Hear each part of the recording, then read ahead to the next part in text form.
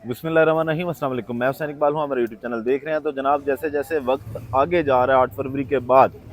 ऐसे लगता है जैसे ये मैंडेट चोर सरकार और उनके सहूलतकारों की जो गड़ियाँ हैं उनकी सुइयाँ पीछे को जा रही हैं और बात जो है वो अब इनसे बन नहीं रही, मामला जो है वो संभल नहीं पा रहे। अब आज की दो बड़ी खबरें क्या हैं? एक तो ये जो फायरवाल लोगों की ज़ुबान को बंद करने के लिए, इंटरनेट को कंट्रोल करने के लिए जो लगाई गई थी, इस कौम का बजट जो है वो टेक्नोलॉजी के नाम पे इस्तेमाल किया गया,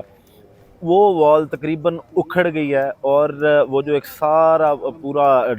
डराने के लिए, लोगों को खौफज़दा करने के लिए एक चीज़ की बड़ी हाइप क्रिएट की गई थी, वो अब ख़त्म होती दिखाई दे रही है। उसके साथ साथ जो ये मौजूदा हुकूमत है, जो ये चोर सरकार है, इनके दिन जो हैं वो पूरे होते दिखाई दे रहे हैं और निशानियाँ इस चीज़ की कि इमरान खान साहब जो हैं वो बाहर आ रहे हैं और उनकी रिहाई अनकरीब होने वाली है। और निज़ाम जो है वो इमरान खान साहब की इस वक्त डिमांड कर रहा है। खान साहब के बगैर जो है वो निज़ाम चलता दिखाई नहीं दे रहा। तो उस पे अगर घर से ये गवाहियाँ आ जाएँ कि अगर ये हुकूमत जो है वो ख़तरे में है, और अगर ख़तरे में है तो ये इस्तीफ़े दे दें या ये असम्बली डिज़ोल्व कर दें। अब ख़बर क्या है? जनाब नैयर बुखारी साहब जो सीनियर रहनुमा है पाकिस्तान पीपल पार्टी के, आज उन्होंने एक निजी टीवी को इंटरव्यू दिया और उस इंटरव्यू के दरमियान उन्होंने ये बात की कि अगर हुकूमत को ये लगता है कि वो ख़तरे में है। अब एक सवाल तो ये उठता है कि हुकूमत किससे ख़तरे में है, उस पर ज़रूर बात करेंगे। अब उन्होंने कहा कि अगर लगता है कि ख़तरे में है तो ये डिलीवर करने की कोशिश करें, और अगर फिर भी इनको लगता है कि मामला संभल नहीं रहे तो ये जो है वो समरी भेजें सदर आसिफ अली जरदारी साहब को, और आसिफ अली जरदारी साहब जो हैं वो उस समरी पे दस्तखत करें, हुकूमत ख़त्म करें और दोबारा से इंतखाबात जो हैं वो करवाए जाएँ पाकिस्तान के अंदर। और अब इस तरह की बात अगर पाकिस्तान पीपल पार्टी के अंदर से आती है, सामने आती है, तो इसका मतलब है कि कहीं न कहीं से ख़तरा तो है। अब ख़तरा किस चीज़ से है? ख़तरा ज़ाहिर बात है इमरान खान की मकबूलियत से है। आप बगैर गैर मकबूल हो के, लोगों के मैंडेट को चोरी करके, लोग जिसको चाहते हैं कि वो हमारा सरबराह बने, हमारा हुक्मरान बने या हमें आगे लीड करे पूरी दुनिया के अंदर, तो आप अगर उसके हक़ पे डाका डालेंगे, उन पे सियासी केसेस बनाकर, अगर उस शख्स को आप एक साइड पे करके पाबंदे सलासल रख के लगता है आपको ये है कि जनाब आप 5 साल गुज़ार जाएँगे, आपका गुज़ारा हो जाएगा, तो वो चीज़ें साफ़ दिखाई जो है वो नहीं देती कि ऐसा मुमकिन है। फिर जितना इंटरनेशनली आपको इमदाद जहाँ-जहाँ से मिलती थी, आपने उन तमाम ममालिक ने जो है वो आप पे पैसा नहीं लगाया, क्योंकि उनको पता है कि आपको लोगों का एतमाद लेके आए नहीं है, आपका कोई पता नहीं है आप किस दिन जो है वो कोलैप्स कर जाएँ और आपको हुकूमत छोड़नी पड़े। तो ना चाइना ने आपको जो है वो, और आपके वज़ीर ख़ज़ाना जो हैं मोहम्मद औरंगज़ेब साहब, इस चीज़ को तस्लीम कर चुके हैं कि हमें जो इमदाद पहले दोस्त ममालिक से मिलती थी, अनफॉर्चुनेटली वो नहीं मिली। अब उसके ना मिलने की वजह बार-बार मैं यही कहता हूँ कि जनाब यही है कि जब तक आपके अपने लोगों को आप पे एतमाद नहीं है कि आप उनके वोट से सामने आए हैं, तो बाहर के लोग जिन्होंने आप पे पैसे लगाने हैं और आपसे पैसे वापस भी लेने हैं, वो आप पे ये एतमाद कैसे करेंगे कि जनाब आपने ये सारे मामलात जो हैं वो ठीक तरह से लेके चलेंगे और आपको जो कर्ज़ या इमदाद के नाम पे कुछ दिया जाए। अब ये बात, और उसके अंदर नैयर बुखारी साहब ने मज़ीद कहा कि हम जो आसिफ अली ज़रदारी साहब हैं, वो किरदार इसमें कोई अदा कर सकते हैं जो इस वक़्त सियासी बहरान है। किरदार जो बुखारी साहब उन्होंने अपना अदा करना था, वो उन्होंने अदम इस्तेहकाम से अदम एतमाद से लेके जो इमरान खान साहब के खिलाफ आई थी, तब से लेके इलेक्शन तक, जिस तरह उन्होंने इलेक्शन की कैंपेन भी पाकिस्तान मुस्लिम लीग नून के खिलाफ पूरी, बिलावल भुट्टो साहब ने जो लड़ी, और पाकिस्तान पीपल पार्टी की और मुस्लिम लीग नून एक दूसरे के आमने सामने रहे 8 फरवरी से पहले, और उसके बाद जब आपको पता चला कि जो हुकूमत है वो फिर से इमरान खान की बनती दिखाई दे रही है, जो लोगों ने हमें वोट नहीं दिया, फिर आपने वही हरकत की कि आप मुल्की मफाद का नाम लेके दोबारा से सारे इकट्ठे होकर बैठ गए और आपने जनाब वो हुकूमत जो आपका मैंडेटरी नहीं था वो हुकूमत संभाली। अब भी आसिफ अली जरदारी साहब भी देखें, वो सदारत के मज़े ले रहे हैं, पाकिस्तान पीपल पार्टी के जितने रहनुमा हैं वो गवर्नरशिप के मज़े उड़ा रहे हैं, और ज़ाहिर वो ये कहते हैं जनाब हम गवर्नमेंट का हिस्सा नहीं है, हम सिर्फ इनको सपोर्ट कर रहे हैं और हमारी सपोर्ट बड़ी ज़रूरी है, और गवर्नमेंट को चाहिए कि वो डिलीवर करे, और अगर वो डिलीवर नहीं करते तो उसके बाद हुकूमत जो है वो घर जाती दिखाई देती है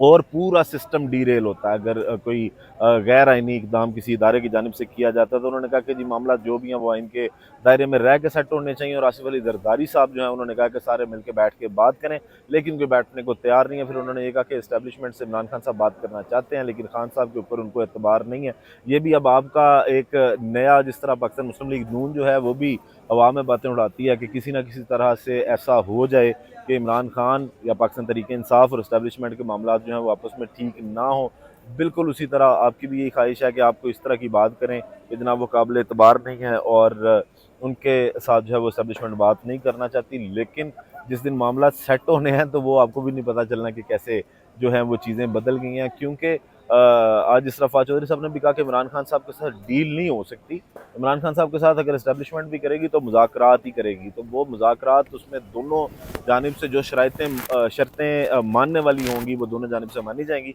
और उसके बाद जो है वो मुज़ाकरात पे बात होगी। वो नवाज शरीफ की तरह डील नहीं होगी कि जनाब आप यहाँ से पहले बाहर जाएँ अपने केसेस माफ़ करवाने की शर्त पे, अपनी वज़ीर आज़म की कुर्सी की शर्त पे जो है वो आप पाकिस्तान लंदन से वापस तशरीफ़ लेके आएँ, और आपको लगे कि यहाँ पे आपको जनाब अवाम भी अपने सरों पे बिठाएगी और आपने जनाब कोई बड़ा कारनामा कर देना है 8 फरवरी को आके। लेकिन सब ने देखा कि वो सारा कुछ जो है वो मुमकिन नहीं हो सका। तो अब ये ख़तरा, ये बात इन्होंने जो नैयर बुखारी साहब ने किया कि हुकूमत अगर ख़तरे में, तो ख़तरा फिर सर सिर्फ उनको इमरान खान साहब की मकबूलियत का ही है, और ये निशानी है इस चीज़ की, ये बातें कि हुकूमत जाएगी, मार्शल लॉ लग सकता है या कुछ गैर आइनी हो सकता है इस मुल्क में, तो आइन डिरेल होता है। तो वो सारी बातें यही हैं कि इनको कहीं ना कहीं पे अब ये बात समझ आ गई है कि गैर मकबूल हो के आप हुकूमत जो है वो नहीं चला सकते, हुक्मरान जो है वो नहीं बन सकते। तो अब या तो इस तरफ को जाया जाए कि इस्टेब्लिशमेंट को धमकाने के लिए इस तरह की बातें की जाएँ कि जनाब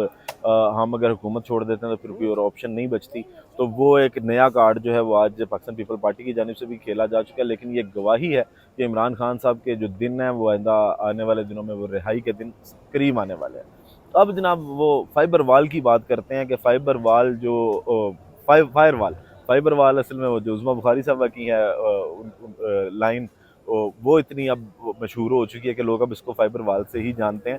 फायरवॉल का मामला क्या है जनाब, एक तो ये कि जो कई अरब लगा के ये सिस्टम पूरा फायरवॉल का लगाया गया था, और फिर जब इंटरनेट की बंदिश हुई पिछले कुछ दिनों में, और फिर ये कहा गया कि जनाब ये तजर्बा किया जा रहा है उस फायरवॉल का, और बाद में जब इंटरनेट बहाल हुआ तो ये फिर खबर आई कि जनाब अब फायरवॉल भी बाकायदा तौर पे जो है वो एक्टिव कर दी गई है। लेकिन मामला ये है कि वो जो 30 अरब पाकिस्तानी अवाम का, पाकिस्तानी कौमी ख़जाने का जो टेक्नोलॉजी के नाम पे इस फायर वाल पे लगाया गया सिर्फ इसलिए कि कोई भी बंदा जो है वो इनके ख़िलाफ़, ताकतवरों के ख़िलाफ़, इस हुकूमत के ख़िलाफ़ या मैंडेट चोरी की बात ना करे। ये सारे मामला जो हैं वो दबाने के लिए, लोगों की आवाज़ को दबाने के लिए इंटरनेट को बंद किया गया, और इंटरनेट पे पूरा चाइना मॉडल वो एक कंट्रोल करने की कोशिश की गई कि जनाब किसी ना किसी तरह से जो है वो लोगों की आवाज़ को दबा लिया जाए। लेकिन अब मामला क्या है कि एक तो चीज़ ये कि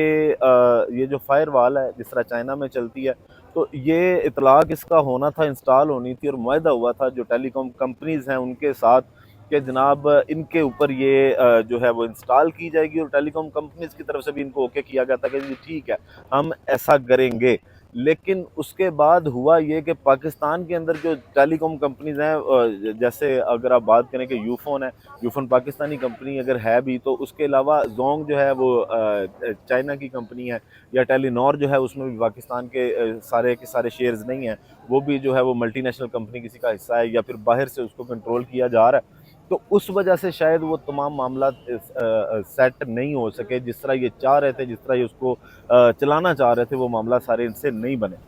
फिर अब जो सहाफ़ी हैं जो टेक्नोलॉजी को कवर करते हैं या इस लिहाज से सारा मामला देख रहे हैं, उनके मुताबिक फायरवॉल का जो तजर्बा है वो मुकम्मल तौर पे पिट गया, और ये पूरा सिस्टम वापस चाइना भेजा जा रहा है। जिसके बाद जो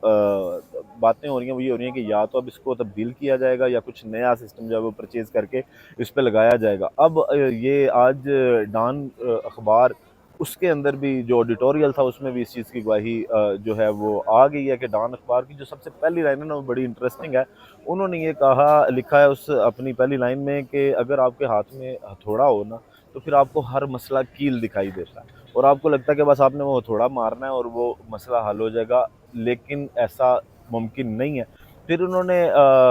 वही सारा मामला कि जी चाइना का जो कंपेयर किया उन्होंने पाकिस्तान की फायरवॉल को और चाइना का जो सिस्टम है सारा फायरवॉल का उसको। फिर उन्होंने कहा कि जना अखबार में, डॉन अखबार ये लिखता है कि जो चाइना का मॉडल है टेक्नोलॉजी का या कम्युनिकेशन का, वो बड़ा क्लोज्ड मॉडल है, उनकी सारी टेलीकॉम कंपनीज अपनी हैं, उनका फायर वॉल भी अपना है, तो वो उस चीज़ को ईजिली कंट्रोल कर सकते हैं। लेकिन पाकिस्तान के अंदर क्योंकि जो टेली कम्युनिकेशन सिस्टम है, ये जिन कंपनीज पे इंहिसार करता है, वो पाकिस्तान के कंट्रोल में मुकम्मल तौर पे नहीं है। इस वजह से इसके अंदर बड़े मामला जो हैं वो डिफरेंट हैं। और जो नताइज हैं, जिस तरह ये चाह रहे थे कि इनको मिलें, जिस तरह की आउटपुट ये मांग रहे थे उस फायरवॉल से कि जनाब मुकम्मल कंट्रोल कर लिया जाए कि क्या चलना है क्या नहीं चलना, वो पॉसिबल नहीं है इनके लिए। तो ये सिस्टम जो है वो वापस कर दिया गया है और इसको चाइना दोबारा भेज दिया गया। अब दोबारा क्या सिस्टम आता है, इसका हल एक है वैसे कि आपको ये फायरवॉल से आपने जान कैसे छुड़वानी है। आप लोगों की बात मान लें, जो लोग कह रहे हैं ना, आप उनकी बात मान लें, ना कि अपनी बात मनवाने के लिए लोगों की ज़ुबान को बंद करें। तो आपको इस तरह के फायरवॉल जैसे जो मामला आता है वो